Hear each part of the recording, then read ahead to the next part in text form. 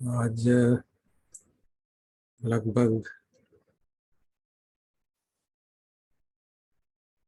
हमारे वास का आधे से ज़्यादा समय करीब करीब हो गया है, क्योंकि मुझे लगा कि हम लोग एक बार शुरू तो यही बात हुई थी कि हम संज्ञा को ठीक से समझें। तो मुझे लगा कि एक ओवरव्यू अपना जो आज तक किया उसका एक बार ओवरव्यू भी कर लेते हैं। तो उसमें बीच बीच में कोई बातें जो हमें क्लियर ना हो, जो मैं बोलूं अगर क्लियर ना हो तो कृपया नोट कर लें, फिर हम उसको और क्लियर कर लेंगे। सबसे पहले हम ये करी क्यों?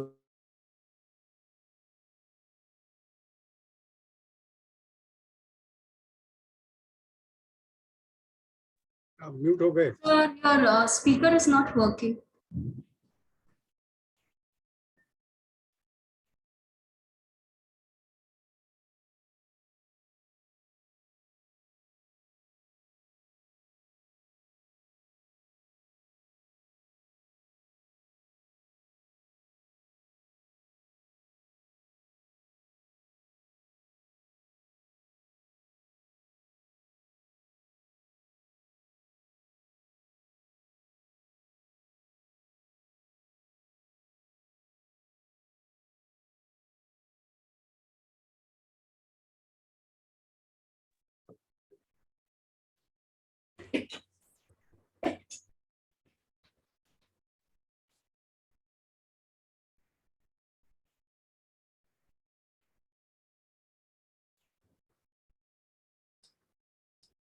Can you hear me now? Yes.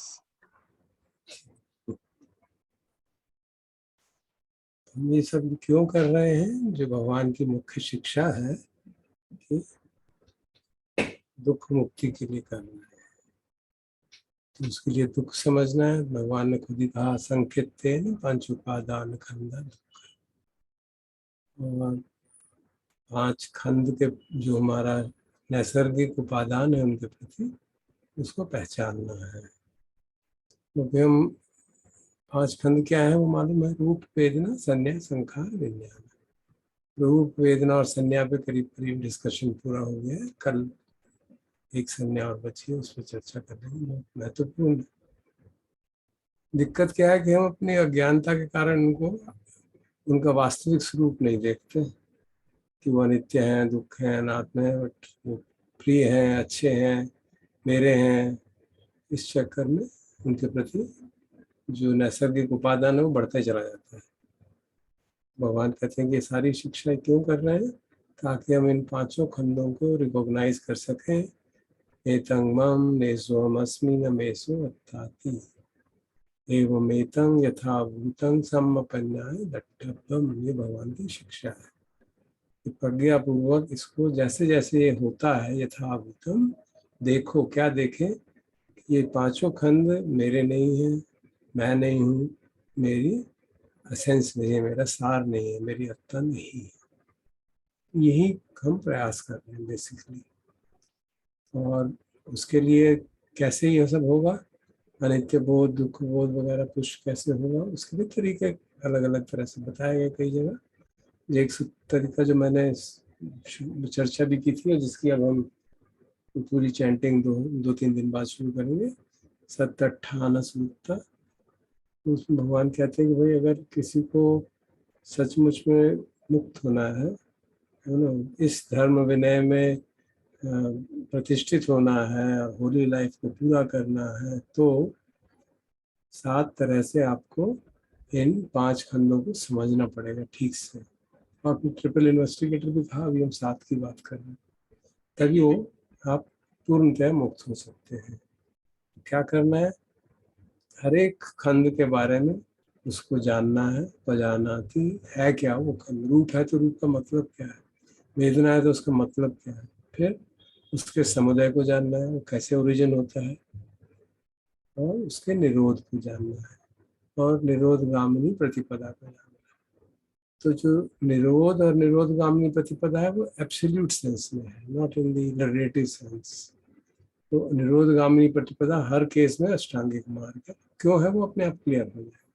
और निरोध का मतलब है जो हम अपने उत इच्छा समुत्पाद में जैसे हम त्वमेव अशेष अविद्याय त्वमेव अशेष विराग निरोध, वहाँ से शुरू करके सारे सेट जो हमारे एलिमेंट्स हैं निरोध हो जाते हैं। तो वो उसका मतलब एक तो कहते हैं ये 4 तरह से आपको समझना चाहिए, और फिर प्रैक्टिकली के इम्पोर्टेंस के लिए उसके अंदर आस्वादन जो है खंड में उसको समझना है, उसमें जो खतरा है, अधीनव है, उसमें जो शॉर्ट कमिंग है उसको समझना है, और उससे एस्केप कैसे हो सकती है उसको समझना है।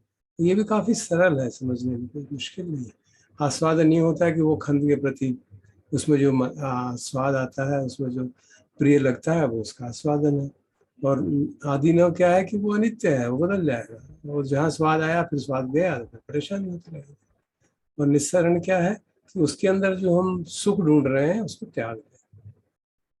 This is true of every khanda. So the generic statements we made, I don't know how clearly it got transmitted, but this is what we are trying to do. In fact, एक सूत्र में शायद मैंने वो coat नहीं किया, 22.23 में भगवान कहते हैं पूरा अंडरस्टैंडिंग का मतलब क्या, what does full understanding mean?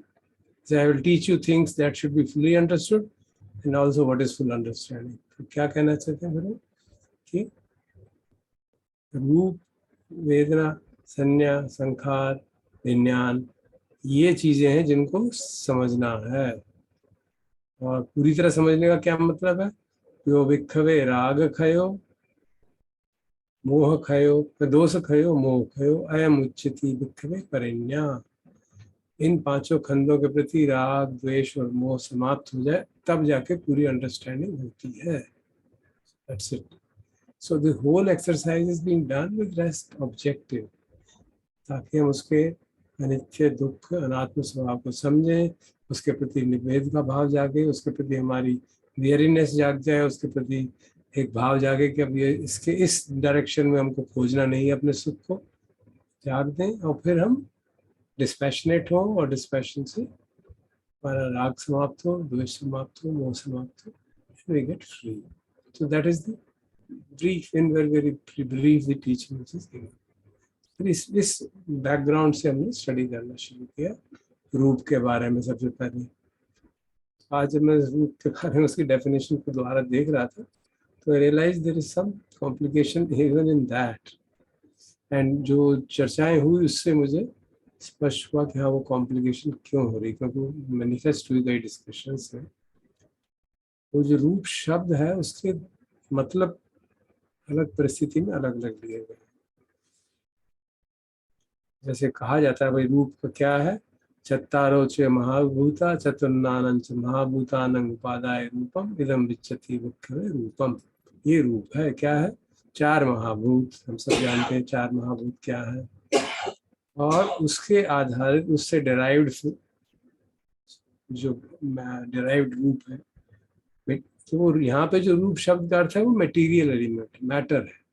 तो Abhidhamma translates it precisely, the 4 great elements and material phenomena, and you see the words material phenomena derived from 4 great elements, these are called material phenomena. रूप कहा गया।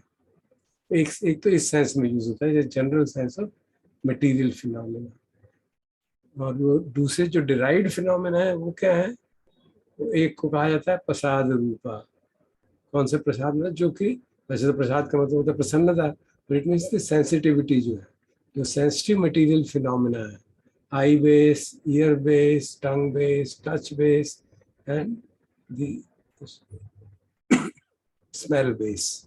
जो हमारी आँख के अंदर सेंसिटिव मैटर है, जो आँख के पीछे है, रेटिना में है, कहाँ है, जो सेंसिटिव मैटर है उसको प्रसाद रूप का। आँख वाले को कान में भी जो ये सेंसिटिव नहीं है, इसके अंदर कुछ है जो सेंसिटिव है, नाक के अंदर कुछ है जो सेंसिटिव है, जीभ में अंदर कुछ है जो सेंसिटिव, तो उसको कहा गया 5 sensitive material, and they are derived from the 4 महाभूतों से डिराइव्ड फॉर्म्स।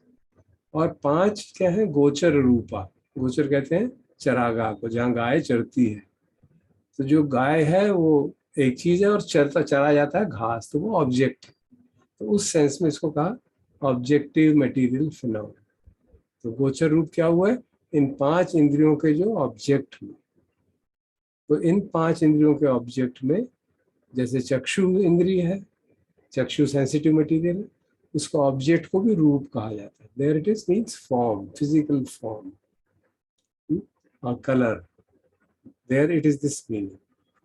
और फिर श्रोत का क्या है, शब्द, वो भी एक तरह का रूप है, but is derived phenomena based on them, but it is too subtle. But उसको हम रूप नहीं कहेंगे, क्योंकि डिस्कशन में मैंने देखा कई जगह कहा गया ये भी रूप है, ये भी रूप है. This is in some sense correct in the sense of a derived material phenomena, but in the sense of understanding the five khandhas, to say Saddha is also Roop, Gandha is also Roop will be confusing. So we should not say that. So we should say चक्षु का जो object है उसको रूप कहते हैं, कान का जो ऑब्जेक्ट है उसको शब्द कहते हैं, नासिका का जो ऑब्जेक्ट है उसको गंध कहते हैं, जिह्वा का जो ऑब्जेक्ट है उसको रस कहते हैं, काया को जो ऑब्जेक्ट है उसको फोटब कहते हैं, टच करते हैं, टैक्टाइल ऑब्जेक्ट.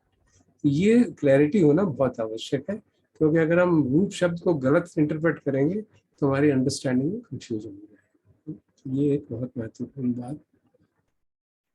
अब ओरिजिन की बात हुई, सेसेशन की बात हुई, उसके बारे में भी अलग अलग सूत्रों में अलग अलग तरह से डिस्क्रिप्शन दिया गया है. एक तो है प्रॉक्सिमेट कॉज और एक है अल्टीमेट कॉज. अल्टीमेट कॉज को भी प्रेजेंट आप अलग अलग तरह से कर सकते हैं. जैसे रूप के बारे में आपको याद होगा, हमने कहा आहार समुदय रूप. आहार के ओरिजिनेशन से न्यूट्रिमेंट जो है उससे रूप ज्यादा है, और आहार का निरोध हो जाए तो रूप निरोध. और फिर हमने आहार बच्चे जो कंडीशन है उसके आधार पे हमने समझा कि दो तरह के आहार है, एक तो फिजिकल आहार है और एक रूपिनो आहार है, जो चार खंड है वो अपने, और उसके आधार पे भी समझा कि रूप का, क्योंकि रूपिनो आहार तो रूपिनो कंडीशन जो है हमारे वो सब बदलती रहती हैं, तो रूप कंटिन्यूसली बदल रहा है. So we understood the anicca on technical grounds like that, but we also understood it in practice by actually meditating. Now, there are other sutras in which the Buddha talks about origin of these five khandhas in a totally different manner. They are not wrong, obviously. They are even more going to the fundamentals. तो क्या कहते हैं कि जैसे रूप है, कब इसमें रूप के लिए आप कुछ बताएं, उसी वही सबके लिए एप्लीकेबल है. One seeks delight in form. हम रूप में प्रसन्नता देखते हैं, उसको अभिनंदन करते हैं, उसको उसके प्रति क्लिंगिंग करते हैं, क्योंकि डिलाइट, उससे क्लिंगिंग से डिलाइट जागता है, और उस क्लिंगिंग के कारण, डिलाइट से जो क्लिंगिंग है, जो प्रसन्नता है, उससे क्लिंगिंग होती है उपादान के कारण, भव, जाति, जरा, मरण and so on. So it goes back into the loop of paticca samuppada, from starting inputting it from nandi clinging. नंदी जो आपको याद होगा, नंदी राग सायगता, it is used in description of tanha. तो इस प्रकार से वो कहते हैं कि रूप के प्रति, वेदना के प्रति, संज्ञा के प्रति, संखार के प्रति, विज्ञान के प्रति, क्योंकि हम उसमें प्रसन्नता देखते हैं, उसका तो जो पाली वर्ड यूज किया वो काफी हम लोग से फेमिलियर है, उसका अभिनंदन करते हैं, उसका अभिवादन करते हैं, उसके अंदर मन में बिठा के रखते हैं, और उसके कारण जो है उपजता है नंदी, उसके कारण डिलाइट उपजता है, और उस नंदी के कारण उपादान जागता है, और फिर उपादान के कारण भाव, and that gives rise to the whole cycle, and therefore rebirth. And so everything arises when there is rebirth, all khandhas will arise, and that's how the ultimate sense description is also given. So this also is important, because हम जब निरोध की बात कर रहे हैं, निरोधगामिनी प्रतिपदा की बात कर रहे हैं, तो यहाँ पे बात इस फॉर्म से कही गई है कि हमको चार आर्य सत्य के माध्यम से, अष्टांगिक मार्ग के माध्यम से समझे, चाहे प्रतीच्य समुत्पाद के माध्यम से समझे कि हमारी दृष्टि सम्यक होनी चाहिए, अविद्या हट जाएगी, and then everything will happen. So that is the ultimate culmination of the process of study of these five खंडास.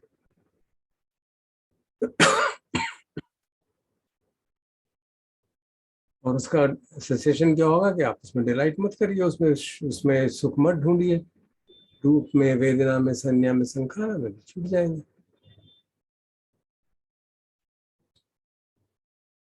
फिर हमने रूप के अनित्य और दुख स्वभाव को समझा. रूप का दुख तो काफी सामान्यता महसूस करते ही हैं. Beyond the age of 40, we know how does रूप cause dukha, and we all experience it in various forms. The nature of body is such. But anatta also we understood both from materialistic point of view, ये शरीर किस मेरा नहीं है तो किसका है, उस तरह से समझा, और भी also recognized from psychological point of view कि वही है। तो भी समझ आ गई, ये कंपैरेटिवली आसान है, ऐसा मुझे लगा कि रूप के अनित्य स्वभाव को पहचाना, क्योंकि साधना करते हैं तो स्पष्ट दिखता है कि सब कुछ बदल रहा है, and form itself begins to change if you reach a state where you penetrate into the body, जो फॉर्म है वो ऐसे उल्टी सीधी होने लगती है, you can't figure out what is the form of the body, that itself begins to change। तो दुख की बात, क्योंकि बॉडी हमको कभी भी अबाइडिंग हैप्पीनेस नहीं दे सकती, हमारे सब में अनुभव में आता है, वो भी समझ में आता है, और फिर इस चर्चा करके हमने अनात्म की बात भी समझी, और दुख के लिए हमने काफ़ी डिटेल डिस्कशन किया, मरणानुस्मृति वगैरह काफ़ी चीज़ें की, और अनंत के लिए भी कई सेशन हमने डिवोट किए समझने के लिए कि ये शरीर है क्या, शरीर प्रकृति का भाग है, सबने समझा। भगवान कहते हैं शरीर न तुम्हारा है न किसी और का है, तो है क्या ये कर्म है, it is a manifestation of कर्म। ये शरीर कर्मों का प्रकटीकरण है, जिसके माध्यम से कर्म का फल अनुभव होता है। कर्म कौन करता है? चेतना। कर्म का फल कौन महसूस करता है? वेदना। Absolutely clear, there's no being there. So these are things which you have to understand thoroughly, because that is the way we'll be able to penetrate into the anicca nature of the existence. प्रतीच्य समुत्पाद में भी आप देखेंगे कहीं भी being की बात ही नहीं आती, it's all happening in according to laws, and there is no one who, so there is no doer is actually volition, and there's no feeler or reaper of the fruit is actually vedana, and that's how we understand very clearly। और अगर हम dependent origination को समझते हैं, वो भी हमने चर्चा की थी कि because there is nothing which is independent, obviously there is no independent entity called being, so रूप को एक आइडेंटिफाई करना ठीक नहीं है। Interconnectedness itself shows there is no separate identity called the रूप। उसमें प्लेजर आस्वादन वगैरह तो स्पष्ट ही हो जाते हैं। Pleasure and happiness that arise from form, that is aswadan. Form impermanent है, बस दुख का कारण है, तो that is the adinava, the danger और द शॉर्टकमिंग। और अगर हम ये डिजायर और रीड छंद राग को त्याग दें रूप के प्रति, तो निस्सरण हो जाएगा, will escape from the bondage of the rupa. And what does it lead to? We have to practice according to this and see the five khandhas in their true nature। से रूप को जैसे चर्चा की, इसी तरह से बाकी खंड की भी थी। तो बेसिक उद्देश्य है कि जब इस तरह से हम देखेंगे ये मैं नहीं हूँ, मेरा नहीं है, मेरी असार नहीं है, तो फिर उसके प्रति जो सुख लेने की आदत है वो ड्रॉप हो जाएगी हमने कहीं से, and therefore we develop a kind of weariness of it, you know, मोह भंग हो जाता है उसके प्रति, and then we move toward dispassion and liberation. And this what he calls is as this kind of practice is Dhamma Patipada. This is the practice according to Dhamma। So many suttas this word is repeated कि इस तरह से जो practice करते हैं वो धम्म को सुपटिपन्नो भगवतो श्रावक संघो means they are practicing in this manner। And the same paradigm is adopted in Vedana, same in Sanya, and same will adopt in others also। वेदना के केस में तो हमने, क्योंकि वो बहुत आसानी से एक्सपीरियंस की जा सकती है, और चक्षु वेदना को हमने समझा कि भाई रूप को दिखाया, आपको प्रेजेंटेशंस दिखाई और उससे देखा हमने कि क्या वेदना बदलती रहती है रूप को देखने, और फिर हमने समझा वो कैसे जागी। वो जो मध्य निकाय का महाकच्चन का जो सूत्र आज उनकी चर्चा सुबह हो रही थी, चक्षुंच पदच्च रूपे च उपजति चक्षु विज्ञानम तिन्नम संगति फस्स फस्स पच्चया वेदना। चक्षु है, रूप है, उसके आधार पे इंटरेक्शन हुआ तो चक्षु विज्ञान जागेगा। This will help us in the vijnana khanda analysis, और उनकी जो इंटरेक्शन है, कोऑर्डिनेशन है, उसको फस्स कहते हैं। Phassa does not mean just seeing, it means coordination, so that cognition process is complete, and then phassa paccaya vedana, उस फस के हिसाब से वेदना जाती है। और यहाँ पे हिडन फैक्टर है संज्ञा, बिकॉज दैट डिटरमिन्स व्हाट वेदना विल फील। तो उसकी चर्चा भी की हमने। तो वेदनाओं के फिर हमने प्रकार देखे, नॉर्मली हमें 3 कहा जाता है, समझते हैं वो तो। फिर उसको 6 इंद्रियों के हिसाब से देखा तो 18 हो गए। फिर उनके गृहस्थ और दूसरे फॉर्म किए, तो इस तरह से 108 वेदनाएं हैं बेसिकली टू अंडरस्टैंड। तो फिर हमने आई सेंस डोर के ऊपर वेदनाएं कैसे हो रही है उसको समझा, वीडियो से माध्यम से, पिक्चर्स के माध्यम से, साउंड सुनी, तो चक्षु शोध द्वार पे कैसे हो रही हैं, और उनके इम्परमानेंट नेचर को समझ के, और एक महत्वपूर्ण बात ये समझी कि जो दुख है जिसको हम दुख कह रहे हैं वो 3 प्रकार के हैं। ये महत्वपूर्ण बात, दुख दुखता, संखार दुखता, विपरिणाम। Very important thing which we have to understand. जो पेनफुल एक्सपीरियंस है वो तो दुख है ही, उसमें तो कोई डाउट नहीं है, उसको कहा दुख दुखता। दूसरा है विपरिणाम दुख, जो चेंज होने के कारण दुख हो जाता है। और तीसरा है संखार दुखता, जो उसकी कंडीशनैलिटी के कारण दुख है, कि कंडीशनैलिटी के कारण you can never experience anything which is as unconditioned, and therefore it's always subject to the other characteristics, dropping, changing, कोई भी condition बदल जाएगी and you will have suffering.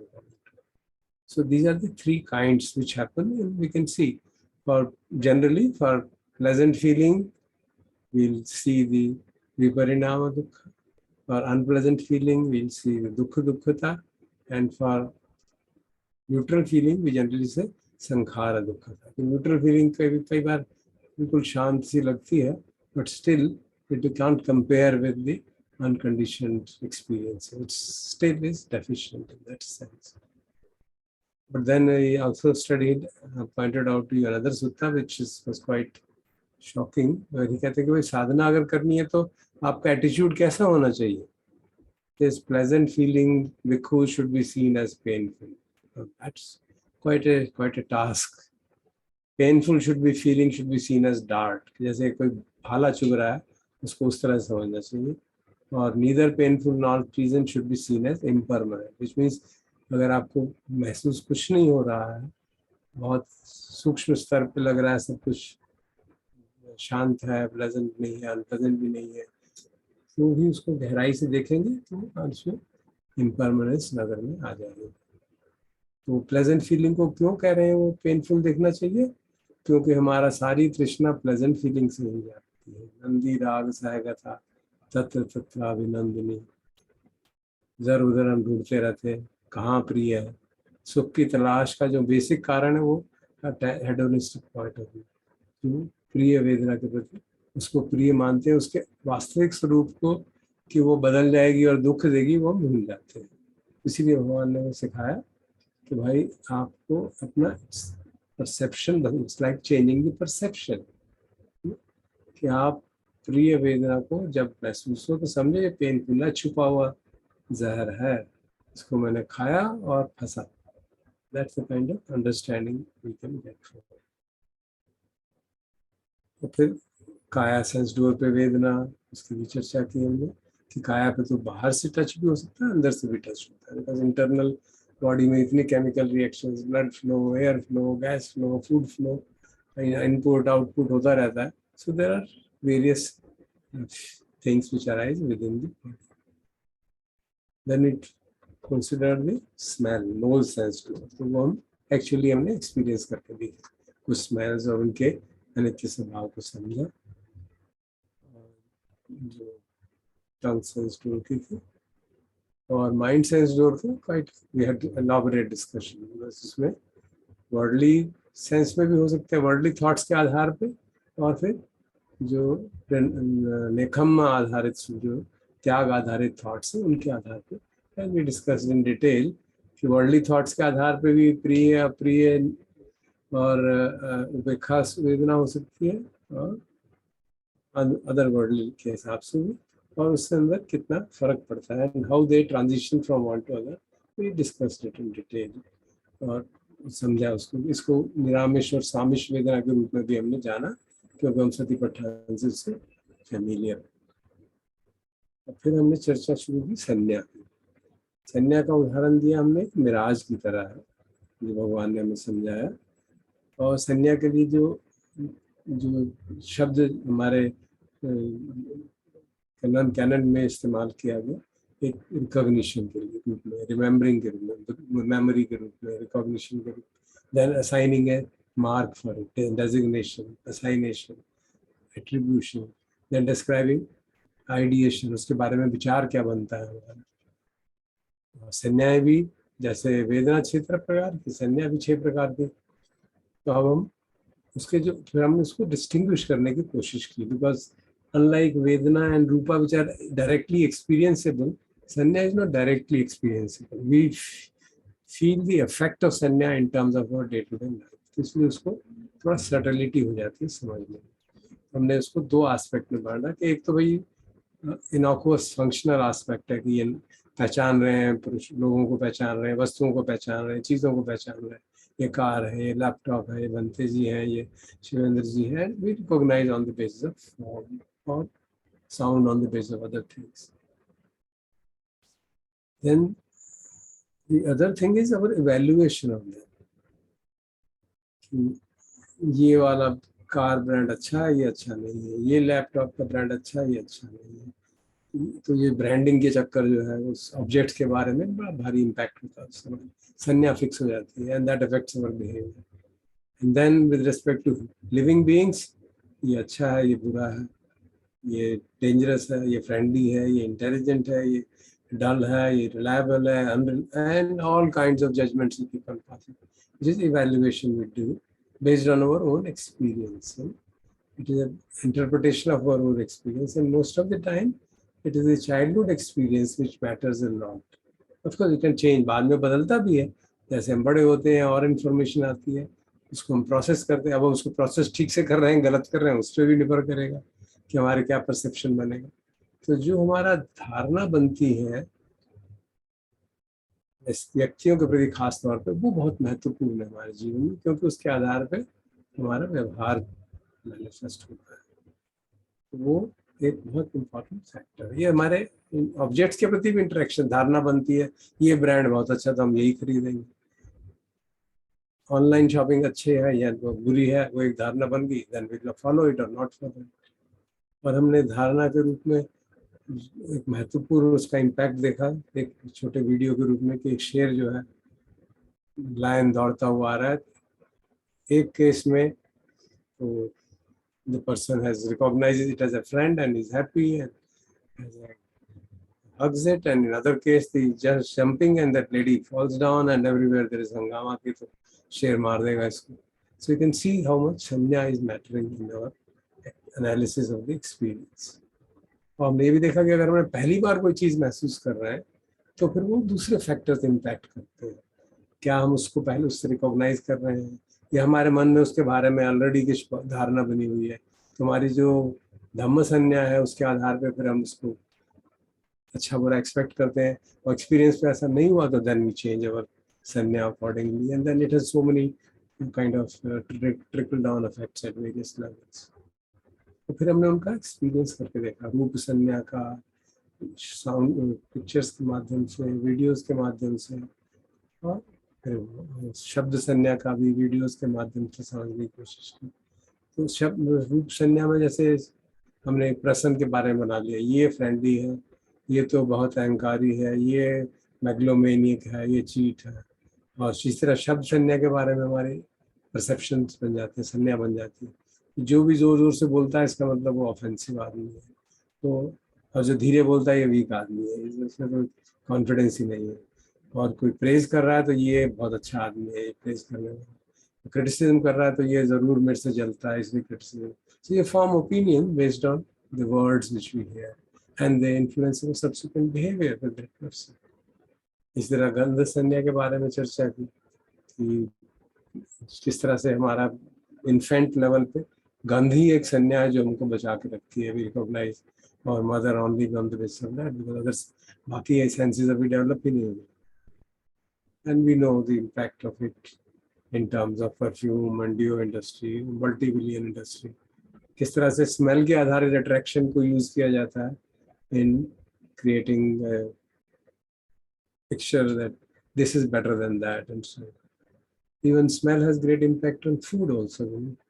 Smell of tea, smell of coffee, smell of this kind of tea, that kind of tea also. तो वो interaction हो जाता है उसमें टेस्ट के साथ। फिर हमने रस संज्ञा की चर्चा की, स्वाद के बारे में भी बहुत सारी धारणाएं बनी हुई हैं। चाय हो तो उसमें इतनी ही चीनी होनी चाहिए, या उसमें खाना हो तो इतना ही नमक, वेरी सिंपल थिंग्स। आपको इससे क्या फर्क पड़ता है? बहुत फर्क पड़ता है. If you have a strong attachment to food, say that this much salt should be there, और आपको खाना आ गया जिसमें ज्यादा salt है, then no, it is blue over. दिन में एक खाना खाना, वो भी ऐसा खाना, this that, and I've seen people खाना जो है स्वादिष्ट नहीं था उठा के फेंक दिया. The person who is serving the food. There's an enormous fight in the home, sometimes in the hotels.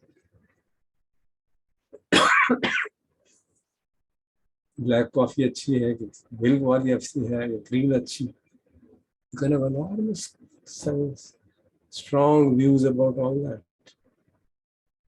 Then we discussed last of all Photabhasana, which is a bit tough to discuss because normally उनको लगता है कि touch महत्वपूर्ण नहीं है, but we recognize कि touch हमेशा होता रहता है. बाकी इंद्रियों को आप रोक भी सकते हैं, पर टच तो होता ही रहेगा.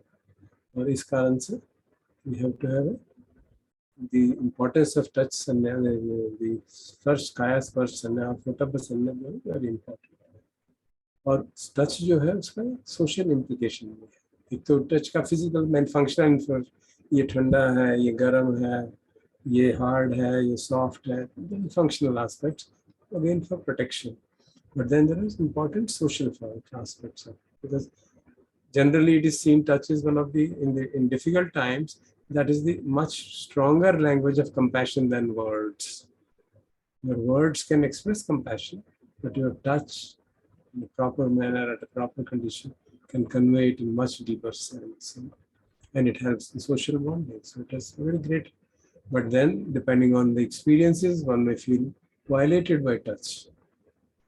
So we बताया कि किस तरह से one can feel violated by a touch, somebody unknown person creeping in, and one can get a different perceptions about it. One have a perception कि कोई भी opposite gender touch करता है तो उसका तो bad intention है. We have a very strong sankhara it eventually becomes a sankhara and results in phenomenal life constraints on our life. Somebody has a perception that hugging is a friendly gesture. There's a spiritual leader in our country who only does hugging, nothing else. And some teacher. She's known for that. Then we have a general perception that if an elderly man puts hands on my head, he's blessing. It's a perception. So this how, and they matter so much in our life. And Dhamma Sanya, वो हम कल चर्चा करेंगे. So as a comprehensive example, I would like to present to you how various sanyas operate, how various vedanas operate, how rupa operates with respect to food, eating food. Because उसमें सारी संज्ञाएं operate करती हैं. अब imagine करिए एक भोजन का थाली आपके सामने आ गई है. आपको भूख लगी है खाना खाना. What's going to happen? First you're going to see it. अब अगर वो ठीक तरह से नहीं रखा गया है और वो ऐसे उठा के पटक के डाल दिया ये करके, और दूसरे केस में बहुत सी आपकी आदत है कि बहुत ठीक से रखा हुआ डिफरेंटली प्लेस्ड भोजन होना चाहिए, that itself will be an unpleasant feeling based on rupa as a form, and that form is not in accordance with your sanya. You want it to be in a particular manner. It should be orderly, arranged. वहाँ पे उन्होंने just पटक दिया चीजों को, दही दाल चावल आटा सब पटक दिया, खाओ. रोटी आपने याद होगा एक वीडियो में कि रोटी गोल नहीं बनाती. सभी इशू आई रिमेम्बर शुरू में एक आध बार मैंने बनाई थी, मुझे भी सुनना पड़ा था ये क्या भारत का नक्शा बना दिया है. ये कोई रोटी होती है? मैं भी डीठ आदमी, मैंने कहा खानी है ना, उसका क्या करना था, खाया. So obviously it didn't cut eye. He said, yeah, just trying to justify it. So one can have a very strong sanya about it, food. So that is a roop sanya. It has nothing to do with food. It's to do with the way we want it to be arranged. Now then I touch it, because खाऊंगा तो हाथ से पकड़ूंगा, assuming that मैं हाथ से खा रहा हूँ, of course. Now I touch it and I find ये सब्जी तो एकदम ठंडी है. My God. And if I have a perception कि सब्जी तो इतनी गर्म होनी चाहिए और ये तो बिल्कुल फ्रिज से उठा के रख दी, I just blew up. अप्रिय वेदना जागेगी, संज्ञा ने कहा ये ठीक नहीं है, वेदना अप्रिय जागी और उस पर फिर reaction, संखार जागेगा, you can shout, whatever. So that is actually touch. You're just touching it and finding it not up to the acquired temperature. That is the Potamba Sanya operating. Still, food has not gone into the mouth. Till such time it enters the mouth, the Rasa Sanya is not operating. And then you happen to bend down and you smell some small thing lying here. And you find this is smelling very pungent smell. ये क्या दे दिए pungent smell वाला? ये तो it should be ये तो जो dairy product है या क्या है ये तो pungent smell है इसकी. How can I eat it? Well, perception. I'm not saying it's right or wrong. Please kindly don't think that I'm saying this is right or that's right.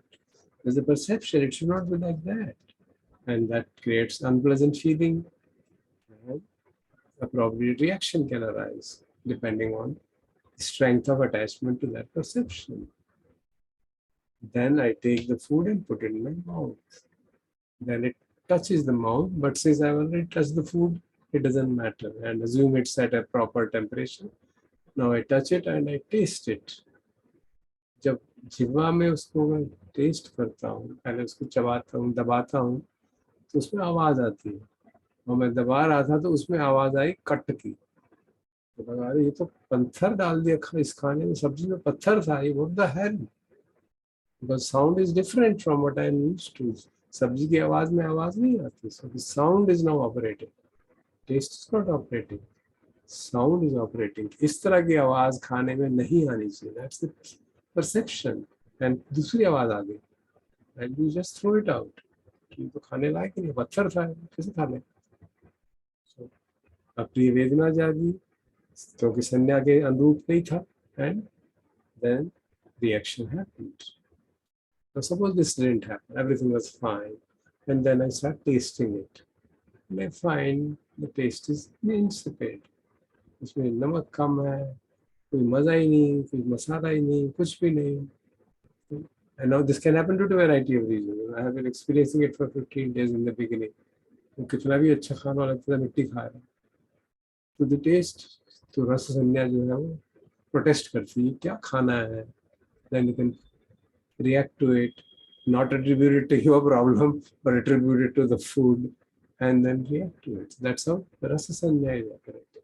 So you can see how the various sanyas operate, how the different vedanas operate, and how they produce appropriate reactions. So that's a very comprehensive example where you can analyze the experiences. Now, lastly, I have also been mentioning about sanya to panya and all that. So मैं जानना चाहूँगा, what is the difference between sanya and panya? What do you think? From functional, from the point of view of perception, or from the point of view, how do you develop sanya and how do you develop panya? Because that will make it, I was thinking about it, I thought that will make it very clear. So how do you develop sanya? You just, appearances, we look at it. Chakku sanya and roop sanya and so on. Or we taste it or we smell it. So there is just what is object as it appears to our senses. That is sanya. And what is the difference in panya? What is panya?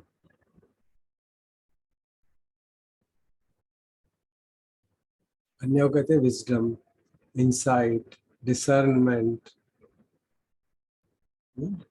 Alternate words for panya are amoha. What does it mean? How does panya develop? What is the proximate cause for panya? Does anybody remember? पन्या का proximate cause क्या है जिसके कारण पन्या develop होती है?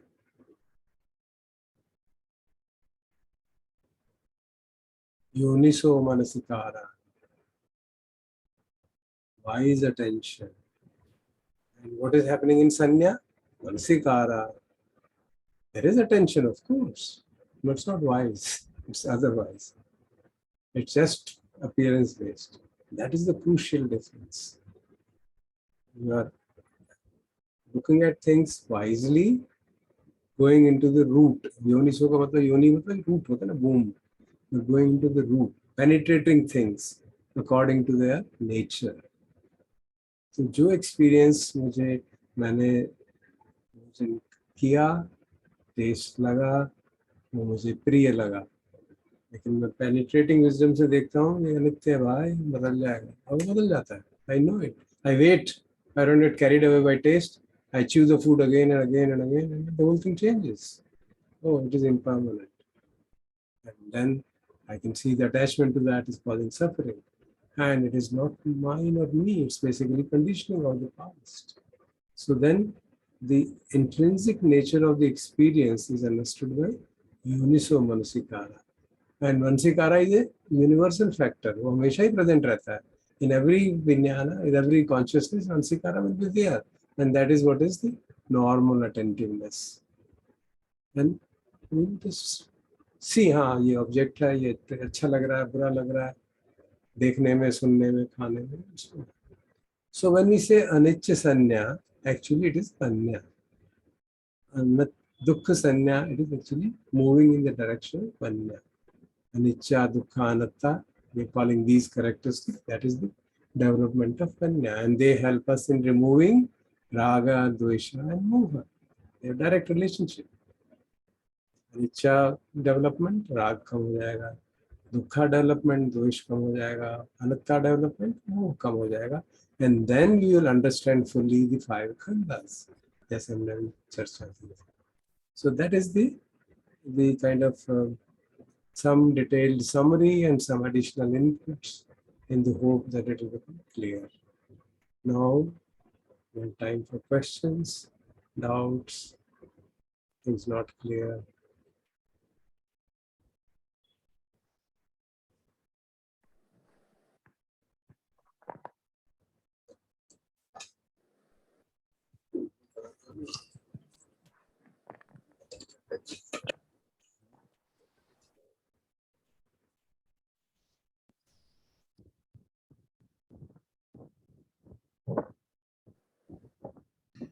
Sir, I have a question.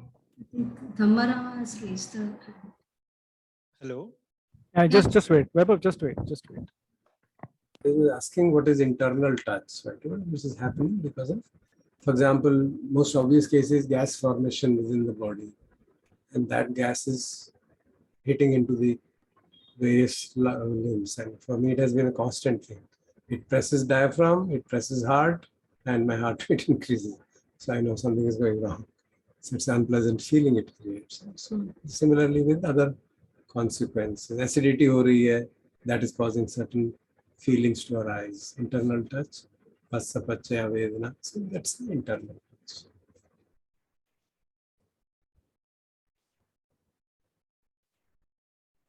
Anybody with any questions? Kindly don't hesitate. Because our whole idea is that we understand it thoroughly and we are able to practice accordingly. Sir, I wanted to understand ये जो आपने प्रसाद रूप, and I don't know if I got the term right, उसकी बात कर रहे थे. Sir, am I audible to you? हाँ जी, हाँ जी. हाँ. तो typically जब हम body की बात करते हैं तो हम काया की बात करते हैं, or we refer to it as kaya. And here we are saying that the sensitive part of the kaya in some way, that is also root. So how does it matter really in terms of practice to know कि मतलब इसका क्या implication है, वो मुझे नहीं clear हुआ. किस चीज का implication? सर ये प्रसाद रूप की जो बात आई ना, so to know that or to experience that, like what difference does it make? We have not only attachment to the body as a whole, but attachment to each and every sense too. Attachment to I, the physical form, that will be the physical form. But attachment to Pasadurupa is even phenomenal because it determines the Vijnana. Vijnana नहीं arise होगा अगर वो damage हो गया. That is the sensitive material. So you can say that is the instrument of Vijnana. All the sensitive material, हम कहते हैं चक्षु से पतिच्च रूपे च पद्यति चक्षु विज्ञानम. Actually, it's not chakku. It is this eyes. It doesn't do anything. It's actually that sensitive material in the retina. Everything will be fine. वो sensitive material खराब हो गया तो आप सब कुछ दिखोगे वैसे ही आप, लेकिन देख नहीं पाओगे. जिनकी रेटिना में डिफिकल्टी हो जाती है, they know what it means, they lose sight, but externally it looks fine. So उसकी इम्पोर्टेंस, स्पेशली वो चक्कू जो शब्द यूज करते हैं ना, they don't mean this actually, they mean that. That is just to make it clear, क्योंकि हम चक्षु से नॉर्मली तो यही समझते हैं सामान्य भाषा में, श्रोत से यही समझते हैं, जिह्वा से यही समझते हैं. काया से बॉडी समझते हैं. बॉडी की अगर सेंसिटिविटी खत्म हो जाए, यू वॉन्ट फील एनीथिंग. जैसे एनेस्थीसाइज कर दिया जाता है बॉडी को, half of the body is anesthesia, या पूरा anesthesia डाल दिया, you just don't know what's going on. Under that condition, the रूप वेदना, the foot of the वेदना does not arise. काया स्पर्श ही नहीं होगा. काया स्पर्श क्या हुआ? काया तो वही है, स्किन भी वही है. हुआ क्या? जो आपका अंडरलाइंग सेंसिटिव मटेरियल था उसको डिसेंसिटाइज कर दिया temporarily. So it is for the sake of understanding. Does it make sense? Yes, sir. Yes, thank you. हाँ गीता बोलो बेटा. काया में एक चीज हुई और भी देख सकते हैं. काया में जैसे कुछ लोग होते हैं चूल्हे से गरम गरम बर्तन उठा लेते हैं, आज हमारा कुछ नहीं होता, फील नहीं होती. वो फील इसलिए नहीं होती क्योंकि उनको लेप्रोसी होती है. तो लेप्रोसी के जो पेशेंट अब तो कम दिखते हैं क्योंकि मेडिसिन है, लेकिन पहले जो उंगलियां कटी होती थी उस तरह के हर कहीं जाने चौराहों पर, रेलवे स्टेशन पर या बस स्टेशन पर देखे जाते थे ऐसे भीख मांगते हुए. तो वो काया के अंदर जो सेंसेशन लॉस हुआ, सेंसरी नर्वस सिस्टम को जो लॉस पहुंचा because of Mycobacterium tuberculosis leprae, तो उसके कारण उनको पता नहीं चलता, इसलिए इंजरी होती है, बर्निंग होती है. तो काया के अंदर भी सेंसरी सिस्टम से हमारा जो सेंसरी नर्वस सिस्टम है वो हमारे हर पार्ट के ऊपर है, पेरिफेरी में भी और मतलब सरफेस के ऊपर भी, और इंटरनल जो म्यूकोजा होते हैं, रेस्पिरेटरी सिस्टम है हमारा, जीआईटी सिस्टम है या रिप्रोडक्टिव सिस्टम है या यूरिनरी सिस्टम, सब हर जगह उपलब्ध है. We understand it. This one, Dr. साहब, we understand it.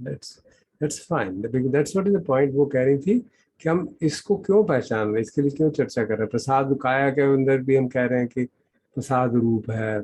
Why is that we talking about it? Because normally by kaya we understand the skin. It's not that skin. It is the what doctor साहब बता रहे हैं जैसे receptors हैं. Technical language में आजकल हम उसको रिसेप्टर कह रहे हैं. But that is what is meant by prasada rupa, sensitive material phenomena. See the word carefully used. Sensitive material phenomena. So that's the beauty of Abhidhammic language. They made it very as clear as possibly it can be. Now, Geeta, sorry, you got intercepted. Sir ये कल आपने ये समझाया था that some part of the body receptors intensity is very high, like touch on the face, lips, tongues, etc. तो जहां पर आपका sensation is high आपने कहा था. तो कल जो मैंने example दी थी about that आंवला thing, I just wanted to understand because एक बार ये भी discussion हुआ था, this sense organs like eyes, nose, ear, these are also part of your body only, right? Now, आज आपने ये बताया था कि मैटर डिराइव फिनोमिना, तो ये कैसे समझे, like if you can just explain, क्योंकि वो भी एक बॉडी में. We don't have to get into details of it. We are just trying to understand the differences between. मैंने वो शब्द इसलिए यूज किया क्योंकि रूप शब्द दो जगह यूज हो रहा है, उससे आप गलतफहमी में पढ़ सकते हैं. रूप शब्द को मैटर के लिए भी इन जनरल यूज करते हैं और फॉर्म के लिए भी यूज करते हैं. और इसलिए मैंने वो बात सामने रखी कि उसको भी रूप ही कहा जाता है. जैसे आपने देखा चत्तारो महाभूता से उपादाय रूपानंद, तो वहां पे उस शब्द का मतलब है material phenomena. It doesn't refer to form. That was the point of that statement, because if you read suttas and you find different same word used for different meaning, आपने ये क्या हो गया रहूं, यहाँ तो रूप का मतलब फॉर्म है ही नहीं. what are you talking of form of smell? Obviously, it doesn't mean anything. Smell की क्या form है? It means actually material phenomena derived from the Agni, Prithvi, Vayu, Apo, and so on. 4 fundamental Mahabhutas. They are derived from there. That's what it is being said. And that can have an effect on your kaya through bodily sensations as kaya vinyan, right? Yeah, and they will have effect on every sense too. Okay.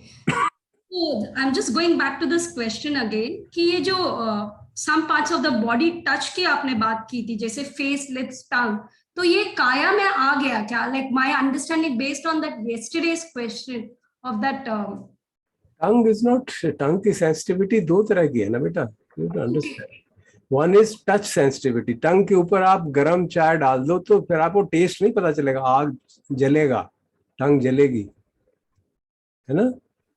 ठीक है. तो another thing is please ठीक है मत करो, समझो, ठीक से समझ लो इसको, so that this doubt is removed. Okay?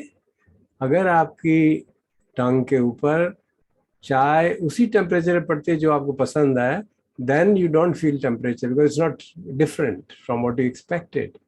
It's slightly warm and you like it.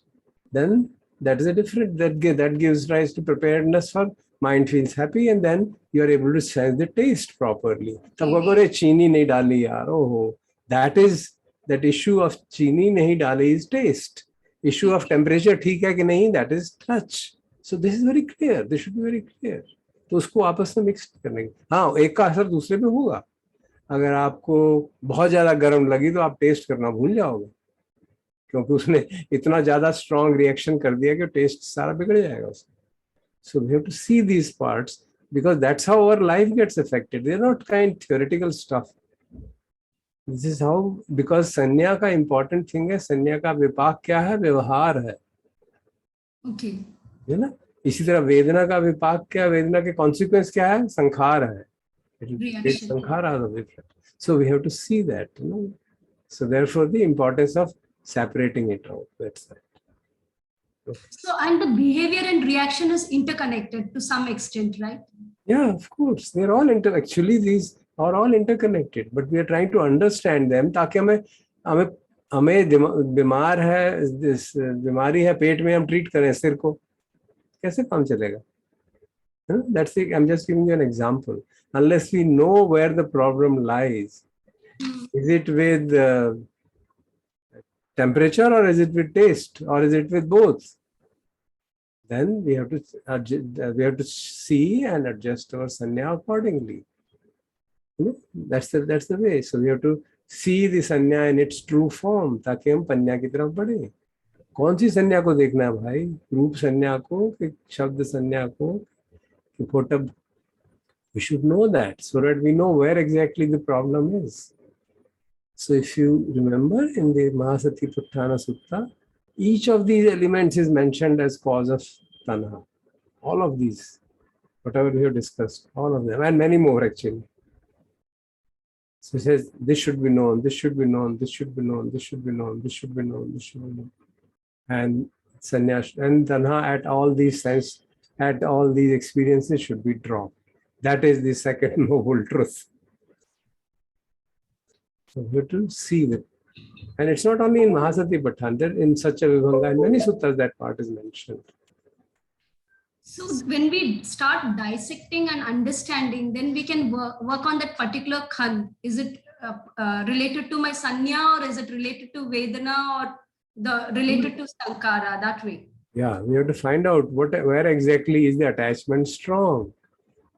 Okay. Is the attachment to sanya strong, attachment to vedana, attachment to rupa, or attachment to sankhara, or attachment to vijnana, and see where do I have attachment which is arising because of delight in that. That's why I read that part out. जिसमें भी delight हम ढूंढेंगे उसके प्रति clinging हो जाएगी और वो हमको दुख का चक्र शुरू कर देगा. हम उस clinging को identify करें कहाँ clinging हो रही है तभी तो उसको छोड़ पाएंगे. तो ये इसको समझने की आवश्यकता है, बस इतनी सी बात है. That's why the word is used, pajanati, pajanati. Everywhere this word is used.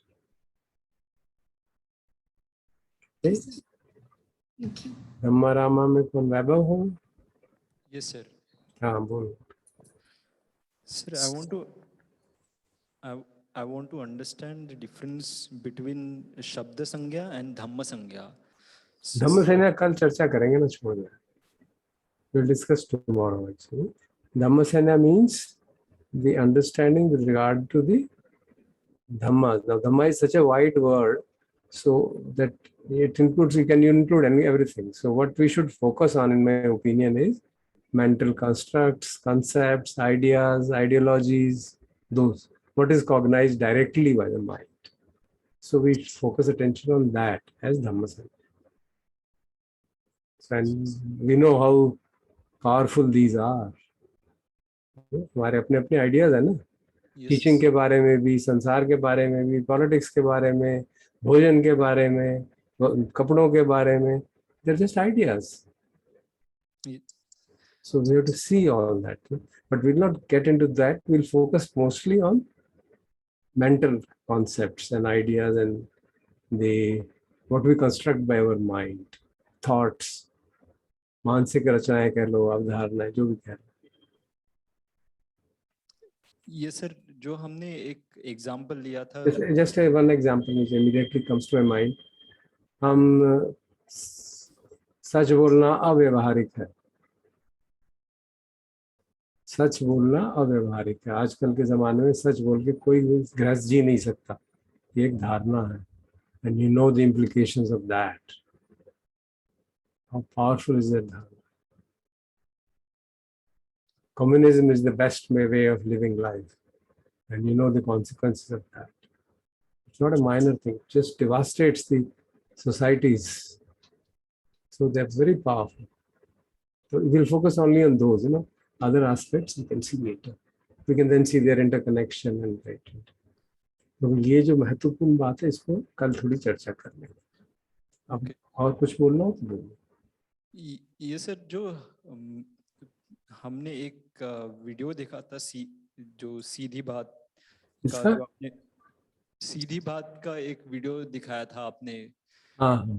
वो तो बेसिकली उससे रिलेटेड मेरा ये क्वेश्चन, वहां से मैं ये डिफरेंशिएट करना चाहता था कि शब्द संज्ञा और धम्म संज्ञा के बारे में इंटर्न की, जैसे the husband says something, okay, and the tone of the voice, like the pitch, like I say one perception I form ki like he got a voice of good voice or manly voice, and the second perception I say ki like he's stereotypical.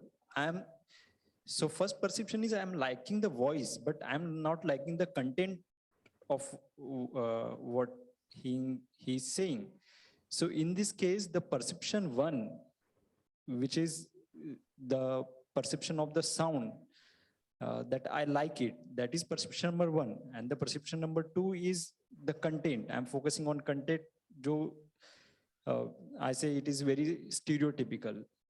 So in these two perceptions, I want to understand that these two perceptions are different. And perception number one is Shabda Sangya, and perception number two is Dhamma Sangya. Is that correct? Yeah, more or less. Very good. Very good. Yeah. Okay. Because there is an idea, there's a concept. This is woman's job and this is man's job. There's a concept. Okay. That concept is resulting in all that kind of language. And one of the ways we could interpret the man's words and voice was contemptuous. He's trying to be, he has extreme contempt for his wife, the way he's using the words. That's another perception. Okay, sir. Thank you. Thank you, sir.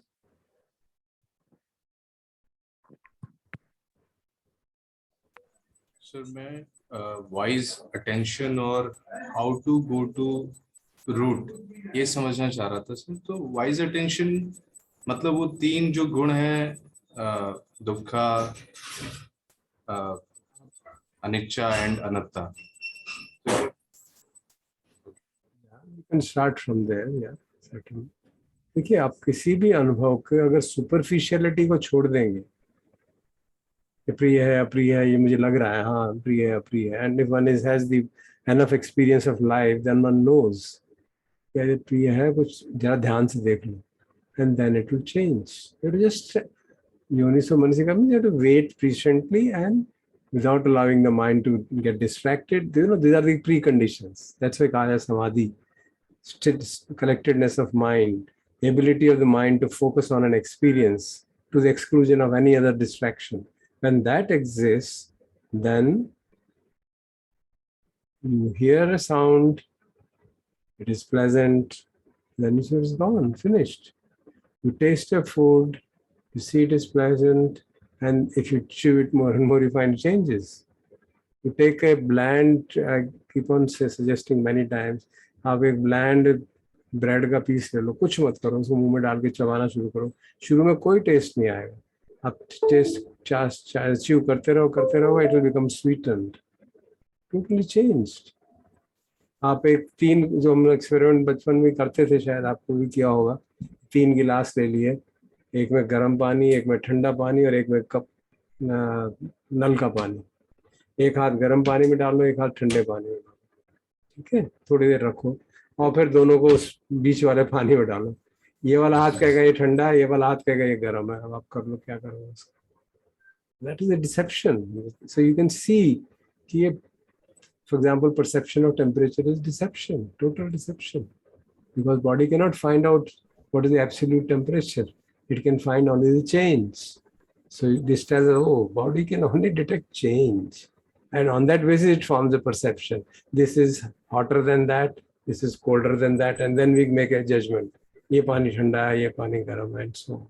So these are kind of very banal examples of the unreliability of perception. So when we recognize the unreliability of perception, slowly we see कि सिर्फ experiences पे based है, बार appearances पे based है, हम उसको penetrate नहीं कर रहे हैं. तभी भगवान उसको कहते हैं it is like a mirage. Miraj क्यों दिखता है? क्योंकि दिखता है वहाँ की रिफ्लेक्शन आ रहा है, तो हम समझते हैं पानी है, लेकिन हम गहराई से उसको देखें तो पता चल जाता है उस पर वो हवा, गर्म हवा है, वो ऊपर जा रही है, उस ऊपर की गर्म हवा जाने के कारण वहाँ इमेज लग रही है, और है कुछ नहीं. Now that needs very deep seeing of that kind, or in the light of knowledge we can know. So that's how we develop panya into sanya, by looking at the experience carefully and in the light of the teachings of the Buddha. That is a simple way of looking at it. In the light, you try to verify. यार भगवान कहते हैं अनित्य, जरा देखे तो सही. And then you begin to get the knack of it, and you get, yeah, that's how the Chintanmayi Panya translates into Bhavanamayi Panya. कहा जाता है ना, Sutamayi Panya, Chintanmayi Panya, Bhavanamayi Panya. So that kind of a transition happens when we actually do it.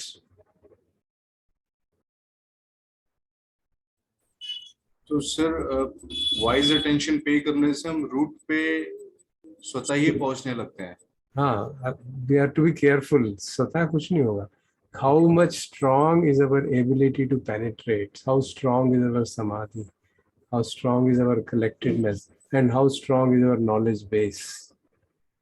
Knowledge base कितना strong है, उस पे जब हो पाएगा. Otherwise नहीं हो पाएगा. Otherwise superficial हो जाएगा, superficial. जैसे हम यहाँ वेदना शरीर को देख रहे हैं, हाँ बदल तो रही है, ठीक है भाई, जान लिया. It's not enough. It's not enough. वो क्यों बदल ऐसा रही होता है? तो सब कुछ हो जाता. We have done it for decades. Right. So we have to see that there's a importance of the knowledge base, importance of the teachings, and then analyze in terms of the teaching. Dhamma Patipada. Practice Dhamma accordance with the Dhamma. First Dhamma is teaching. So practice your practice should be in accordance with the teaching. Then you will get it. Because आप experience को गलत interpret कर सकते हैं ना. हम experience को, सामान्यतः हम एक्सपीरियंस को उसके अपीयरेंस पे इंटरप्रेट करते हैं, उसके अंदर पेनिट्रेट ही नहीं करते, तो इसी कारण से दिक्कत हो जाती है। Thank you sir.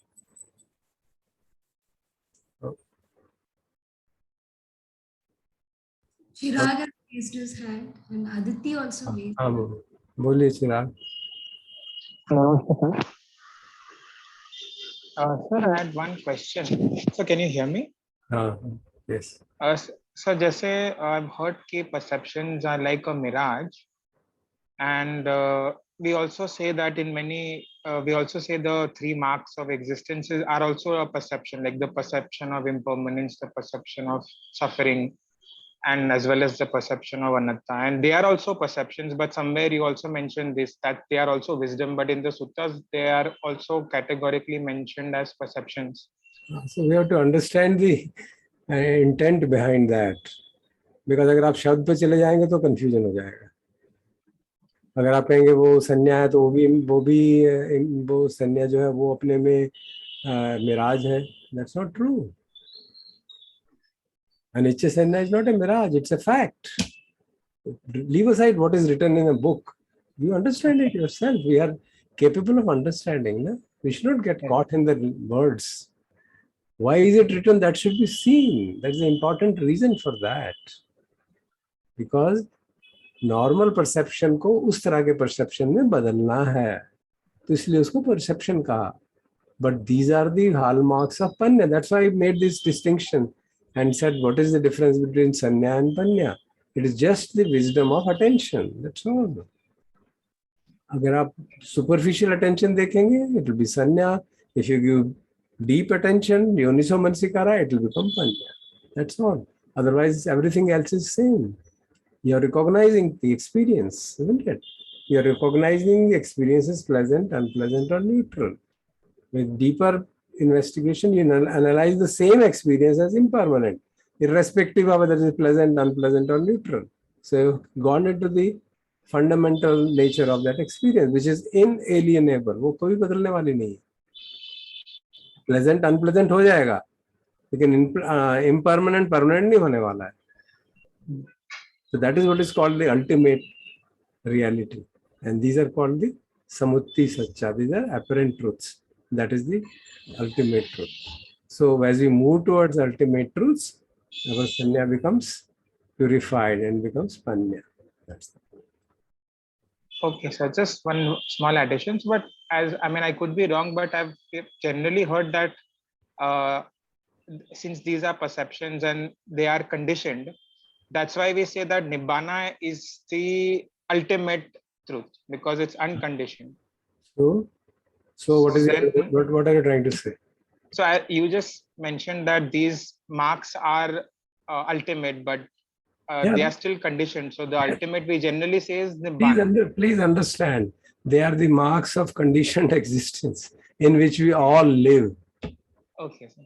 They are not marks of Nibbana, please.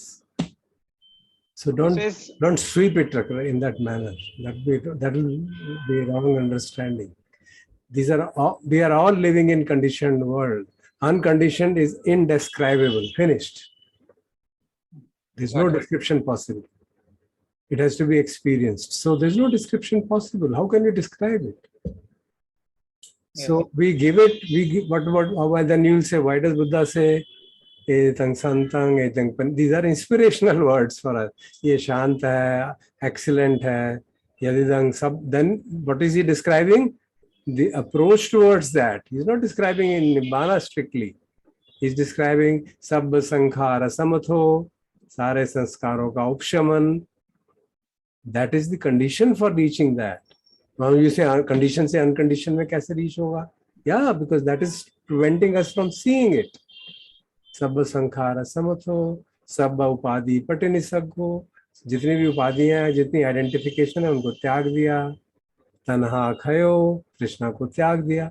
This is the methodology for achieving that experience, because they are preventing us from experience. They keep us bound in the conditioned world. That's the point. Got it. So just last concluding point. So Nibbana is beyond perceptions, because perceptions are also conditioned. Yeah, because in Nibbana, I told it in the beginning also, there is Nirodha. What does Nirodha means? Avidya Nirodha, Sankhar Nirodho, Vinyan Nirodho, Shravayatan, Namarupa Nirodho. Namarupa Nirodha. What is left? Nothing. There's none of the conditioned factors is in existence. Then what is left? Unconditioned. What is that? Experience it. No, we can't describe it. That's the way we understand it. Okay. Yes, thank you, sir.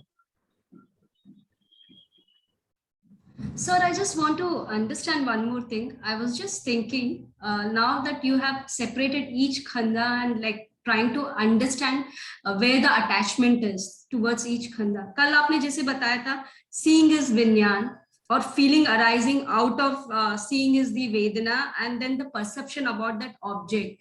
So if I see it, so vinyan is the first thing. Like, I mean, क्योंकि अगर that is what I wanted to understand. अगर विज्ञान ही नहीं रहेगा, contact ही नहीं रहेगा, तो other things will not arise, right? That is one I want to understand. Second, जब हम silent meditation में करते हैं, आँख बंद करके, most of the time there is no hearing or seeing. तो ज्यादा से ज्यादा it is धम्म संज्ञा is what works. विचार आधारित होता है. It depends on what are you doing. Are you doing reflection or are you scanning the body? But there is a thought also which goes on with it. Something comes. Then the mind is flickering from here to there, isn't it? Then mind is flickering. कभी वो शरीर को देख रहा है, कभी thought को देख रहा है, कभी शरीर को देख रहा है, thought को देख रहा है. Part of the mind is always there. There's nothing like part. It ऐसा नहीं होता कि दो हिस्सों में बट जाएगा. ऐसा नहीं होता. It doesn't happen like that. How do I explain it? Like there is something which is चल रहा है mind में. It is not happening. वही तो मैं कह रहा हूँ ना बेटा. It's not happening simultaneously. It happens one after another. But we are not able to see what arises first. Okay. Not able to see, distinguish between various mental phenomena. जब हमने तिक पठान पढ़ा था, उसमें थोड़ा सा अभिधम्मा का मैंने बात बताई थी कि mental states arise and pass away at a very rapid rates. It's impossible for us to find out. That's why जब हम वीडियो देख रहे हैं, मैं आपको देख भी रहा हूँ, सुन भी रहा हूँ, मुझे लगता है आप बोल रही हो, सुन रही हो, because the ability to perceive different frames does not exist. Actually तो स्क्रीन पे पिक्सल्स है, मैं नहीं देख पाता पिक्सल को, मुझे तो लगता है ये जीता है, लगता है ना, क्यों? I have some recognition of that form. Actually this is not true. What is happening on the screen, एक black screen पे कुछ पिक्सल इधर उधर हिट कर रहे हैं और वो हिलता जाता है, and I perceive it in that manner. But I'm not able to see it. इसीलिए तुम्हारे शब्द अलग हैं. अब अगर मैं बहुत मेरी कलेक्टेडनेस हो माइंड की और मैं फोकस करूँ, ये मैं कई बार वेरीफाई भी कर चुका हूँ कि मान लीजिए मैं कोई चीज़ देख रहा हूँ और मेरे को दूर से दिख नहीं रहा, I focus on seeing it very precisely. Suppose I want to see it very precisely, or what is the speck she is wearing or not. If I focus on that very strongly, my attention gets focused on that, I'll miss the sound for some time. बीच-बीच में sound miss हो जाएगी. So that itself shows कि वो एक moment पे एक ही विज्ञान जागेगा, दो नहीं जानने वाले. और उस विज्ञान के साथ साथ बाकी सारे खंड जो हैं, संज्ञा, वेदना, चेतना, and the मनसिकारा, and then reactivity के जो विज्ञान है वो सब साथ साथ जागते रहेंगे. But I'm not able to see them.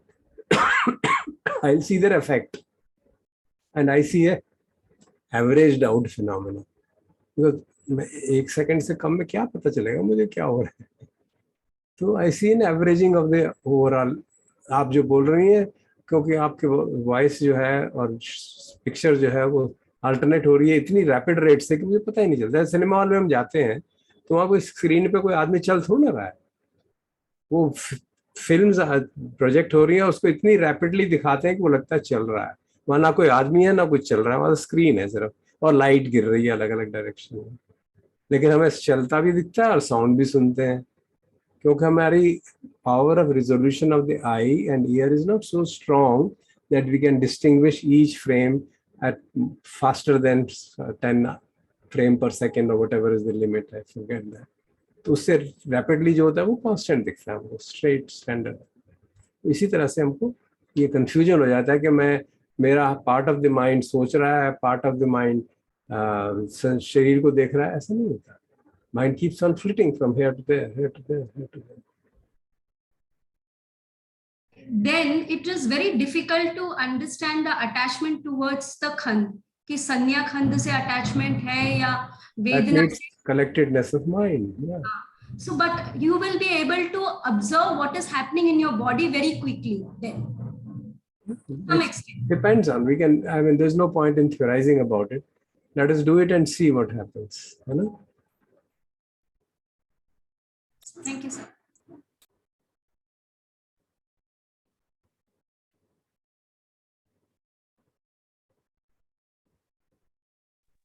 नमस्ते सर, अदिति हियर. जी. मेरी एक प्रश्न थी. जी बोलिए. हेलो हाँ बोलिए ना. सर, सुन पा रहे हैं आप? हाँ आपकी जी, हाँ जी. आवाज नहीं आ रही. हाँ जी, सुन रहा हूँ. मैं तो सुन रहा हूँ. हाँ जी, नमस्ते आंटी जी. ये एक एक्चुअली कि can a person feel the other person while talking over the phone, और if something happening to him, so can a person feel the person if the mind is very sensitive? This gets into the domain of extrasensory perceptions. So, these are special abilities which some people develop because of high concentration. तो उसके बारे में क्या चर्चा कर सकता हूँ मैं? नहीं, it's possible, not yeah. If you say whether it is possible, certainly. Certainly, but can the person behave like that? Like जैसे कि एक एग्जाम्पल है, सडनली सुबह उठ के ध्यान सब हो गया, नाश्ता हो गया, उसके बाद में अजीब सा लूज मोशन शुरू हो गया. फिर लूज मोशन शुरू होके फिर ऐसे आया कि स्टेट की 1 आवर ऐसे सो गए. सो के उठने के बाद में मतलब बहुत अजीब सा फीलिंग था, बहुत ही अजीब सा फीलिंग. फिर उठने के बाद में ऐसे लगा कि मतलब it's not good, something is bad, ऐसे हो रहा है. फिर थोड़े देर के बाद में एक फोन कॉल आया कि somebody passed away. So this whatever की लूज मोशन हुआ, ये सब, that जो the person who passed away, it was happening with him. So can that happen? Yeah, there are stories of such kind. There are stories of such kind of which called, even in science there is recognized. अगर attachment strong होती है, then there's an entanglement at some kind of non-material level. So it is the experience of some people. So I don't want to get into that here. Darsa, would it be okay if those of us who have such specific questions get in touch with you personally? Yeah, because we have a context right now. Yeah, So such specific questions are not relevant at the moment to our discussion. Okay, sir. आप उनको phone, Aditya, you're welcome to get in touch with Call me. You can call me and talk to me. Sure, Bante ji. Thank you, sir. Yeah. And I can share my own experiences also. Yeah, जो आपने जो अभी बोला, so I'm very clear, sir. मुझे समझ में आई. So we shouldn't judge or do anything. Just see the things as they are. So okay, sir. I'll call you sometime. Okay. Thank you. Yes, Deepak. You want to say something?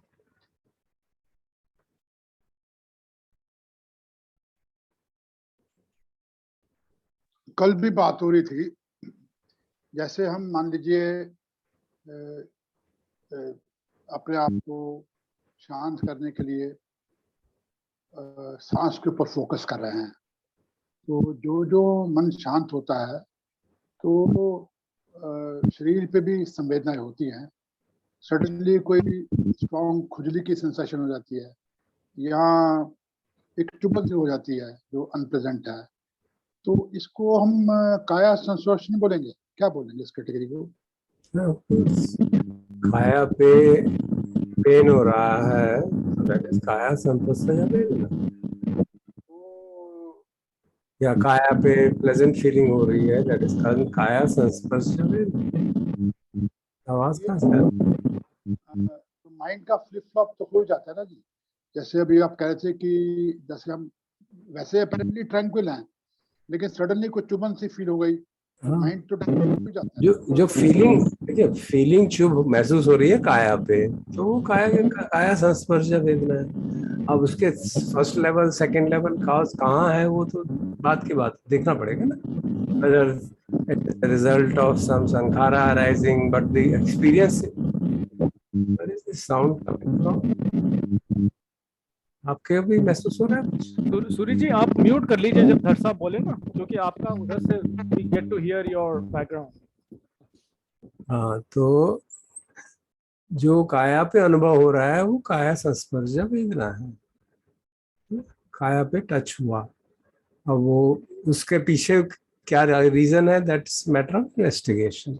If a thought has arisen simultaneously, so called simultaneously, then one can see, yeah, it's because of that. So that's a matter of further analysis. कई बार होता है ना कि बहुत कोई vicious सा thought मन में उठ गया and that shakes up the whole body. So that is the effect of thought on the body, because you already seen the all the four जो आहार हैं बॉडी के, 4 हैं, उनमें थॉट भी एक आहार है, that affects the body. So we have to see what is the experience and understand the experience as it is. You want to get into the roots of it, then you have to follow the paticca samutpad and see phassa paccaya vedana, where did the first happen and what kind of things happened. Then we can work backwards and try to find out. May or may not be possible, but we can try. I sometimes find कि mind is tranquil. Suddenly एक disturbance आ गई, कोई thought भी नहीं है, कुछ नहीं है mind में, एक tranquil mind है, फिर भी कुछ ना कुछ खुजली हो गई। Yeah, दिखता है। it's a bodily phenomena. Bodily phenomena can occur due to very many reasons, no? Which may not be tangible to us. शरीर में नाना प्रकार की चीजें होती रहती हैं, क्या मालूम इस कारण से होगा। कुछ चीजें हमारी समझ में आती हैं, कुछ नहीं आती। तो उसके बारे में हमें तो यही समझना है कि क्या हो रहा है। अब अगर हम उसके थॉट के साथ एसोसिएटेड है तो वी कैन से हाँ थॉट से रिलेटेड है। अगर थॉट भी नहीं है, कुछ भी नहीं है, then there must be something happening in the body, isn't it? So something is happening in the body which is causing that to happen. It's okay. Sometimes one can comprehend that. Sometimes it is beyond comprehension. कुछ हो गया। Okay, so leave it at that. Okay. We have to accept हमारी हर चीज थोड़ी समझ में आती है। I don't understand everything of the teaching of the Buddha. There's many things I can't understand. I just leave it. The very first sutta of Majjhima Nikaya I have not been able to understand till now. क्या करूं, नहीं आता तो नहीं समझ में आता। I've listened to, I've got the book from Bhikkhu Bodhi, read it, listened to his talk. I just can't comprehend the way it is written, the language it is used, earthiness of earth, wateriness of water. I just can't figure out. तो नहीं समझ में आ रहा। अच्छा, अभी मेरी उतनी प्रज्ञा नहीं है, तो drop it. How does it matter? That brings down the sense of self. Problem में रिएक्शन भी होता है, खुजली हो गई तो हम रिएक्शन तो खुजली पे हो रहा है ना, रिएक्शन खुजली पे हो रहा है ना। कहीं उसके ये थोड़ा ना कि मुझे अगर मुझे ये लगता है कि मुझे मालूम नहीं है क्यों हो रही है और इस कारण हो रहा है, then that is my perception कि मुझे सब कुछ मालूम होना चाहिए। So we have to see that. मालूम हो या ना हो वो उतना मटेरियल नहीं है, लेकिन रिएक्शन हो गया, उससे लगता है कि हमने रिएक्शन क्यों कर दिया, वो एक फीलिंग आ जाती है कि रिएक्शन क्यों कर दिया, क्योंकि वो एक्सपीरियंस अनप्लेजेंट था और हम उस अनप्लेजेंट एक्सपीरियंस के प्रति अनित्य बोध नहीं दे पाते, या वो experience was too strong for my samadhi to be and to see it very clearly, see its experience. क्योंकि जब एक्सपीरियंस अनप्लेजेंट होता है खास तौर पे, तो सब कुछ भूल जाता है, अनिच्छा दुख भूल जाता है। We get such strong, we have such strong reactivity. इसलिए कहा जाता है कि stillness of the mind, calmness of the mind is helpful in reducing reactivity. अगर माइंड काम है तो रिएक्टिविटी को कम किया जा सकता है, नहीं है तो फिर रिएक्टिविटी हो ही जाएगी, बाद में हम सोचते रहेंगे। अब रिएक्शन क्यों हो गया, इस बात को लेकर परेशान होंगे तो वो हम we are actually adding to the complication. So we should stop. reacting to at some level, either at Vedana level or at Tanha level, or otherwise Upadan hoga, or then the whole train will start moving in that direction.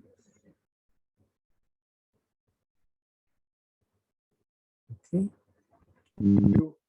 Yes, Chirag, you have another question?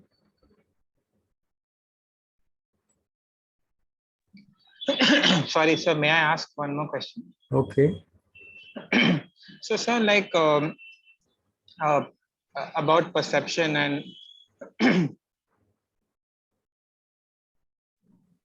so what I've understood is that like we should not cling to our perceptions because they are ultimately bound to change, and so we cannot stop ourselves from having perceptions, opinions, but not clinging is something that's the entire purpose of our Correct. exercise.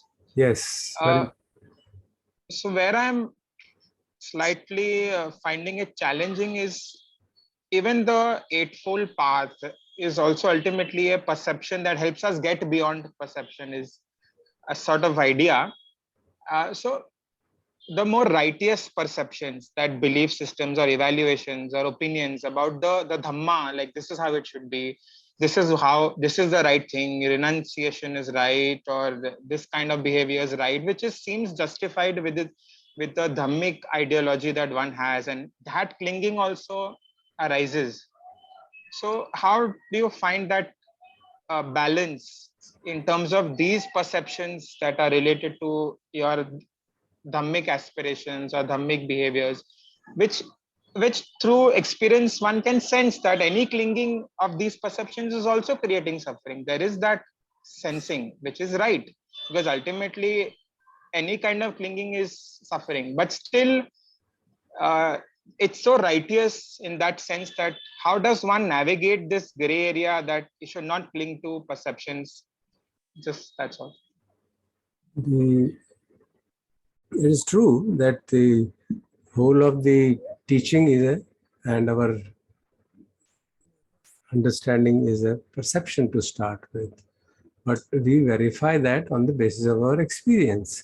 And as we progress on the path and we move towards the state of avidya, reduction of avidya, because avidya is basically arising, is the root cause of all these attachments, avidya and the associated taints. So as they become lesser and lesser, clinging becomes lesser and lesser, the clinging to everything becomes lesser. Pleasing to Rupa, Vedana, Sanya, Sankhara, and everything. We all drop clinging to everything. And for example, you may have these are all parts of Dhamma Sanya. What is the thought process to which we have perceptions? Many of us may have had experiences, perception that only Buddha's teaching is right, everything else is wrong. That's a very strong perception with many people. This bhakti is all fraud. Another perception. And attachment to that can cause so much of suffering and so much of conflict. That is what we have to see. But the process of progress on the path is based on the assumption that Eightfold Path is worth following. If you say I have some doubt about it, then and you justify it on the basis of perception is impermanent, then you will be in trouble. Because Saddha is the very first Indriya. So there is a paradox. We have to navigate that paradox in the whole of the teaching. अगर आप ultimate truth को लेके अपने इस समय की ground reality को deny करेंगे, they will be in deep trouble. What is my ground reality at the moment? As a householder, I have a perception about some people. Okay? And based on my past experience. Oh, it's all impermanent, it's all uncertain, it's not, yeah, of course. But then I have to navigate my life in the light of that. So I can't it's all anatta, it's all anicca, therefore doesn't matter. I remember somebody telling me that my husband gets up, shouts at me, and then says, it's all anatta, I didn't do anything, and finished. Wonderful. That's a gross misuse of the understanding. So we have to see where we stand and what is really the way forward in the path of leaving us. That's why those words are very important.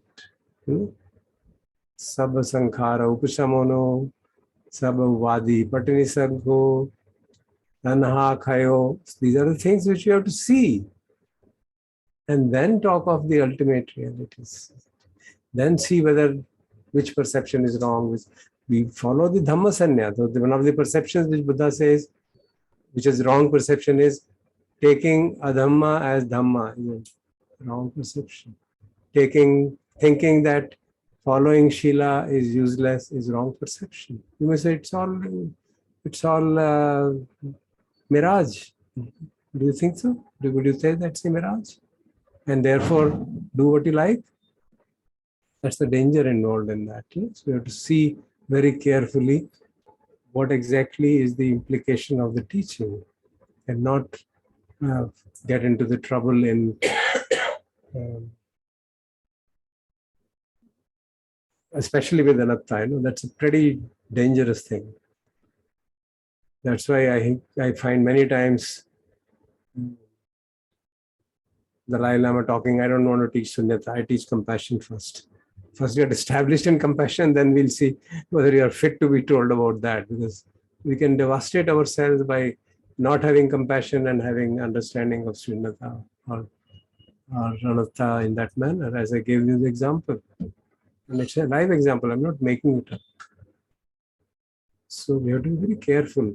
How do we treat the nature of perception as impermanent, uncertain, and how do we use that in our day-to-day life? We use it so that we don't create craving and aversion towards certain people, situations, thought processes. We hold them tentatively. That's the point. But we have to hold them. We have to use them. Isn't it?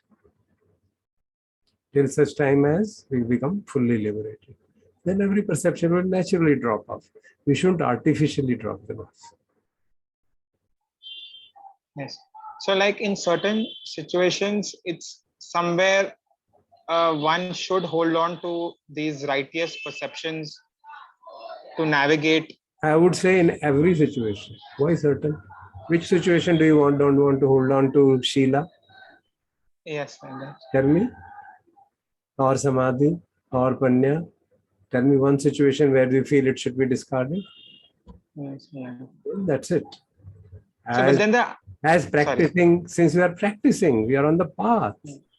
If you remember, we had studied that Sutta, what क्या नाम था उसका, जब इसे कर्म chant कर रहे थे इससे पहले, जिसमें वो विभंग सूत्र, हाँ, सलायतन विभंग सूत्र, उसमें शुरू किससे हुआ?